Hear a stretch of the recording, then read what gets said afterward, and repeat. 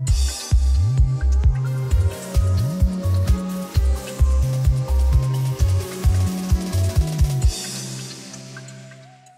grande info de la semaine pour l'automobile belge, c'est bien entendu l'ouverture des portes du Salon de Bruxelles 2010, ce jeudi 14 janvier. Nous vous présentons l'événement par ailleurs, ainsi que nous mettons l'accent sur les offres exceptionnelles qui font pair avec ce salon, au travers de ce que propose Chevrolet.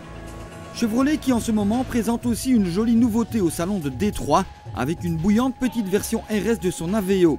Un concept qui semble faire l'unanimité, qui devrait devenir réalité pour sillonner nos routes à moyen terme, avec sans doute sous le capot un 1400 suralimenté d'environ 140 chevaux associé à une boîte manuelle 6 vitesses.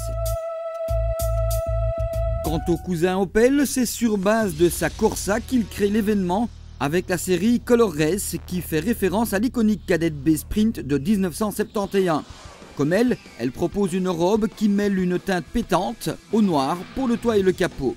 Si l'intérieur se fait lui aussi plus sportif, l'aspect mécanique demeure sage, avec des 1400 essence de 87 ou 100 chevaux et un diesel 1700 CDTI de 130 chevaux. Mais la nouveauté la plus importante de la semaine, c'est incontestablement la troisième génération de la Ford Focus qui, elle aussi, vient d'être présentée dans le cadre du salon NIAS de Détroit. Sorte de petite Mondeo, l'influence du programme Kinetic Design inauguré par Ford avec le Kuga est ici à nouveau très perceptible. Nous vous reparlerons de ce modèle appelé à être commercialisé mondialement, lequel nous arrivera début 2011.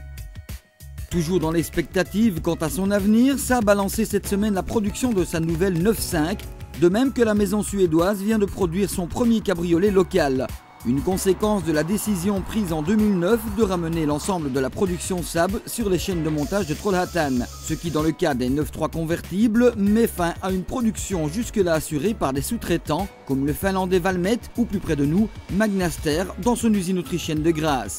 Et puis cette semaine, industrie.turbomagazine.be a évoqué les modèles en devenir que sont les futurs Nissan Juke ou Opel Zafira de 3e génération, ou encore les concepts récemment présentés par Peugeot ou Volkswagen. À la semaine prochaine.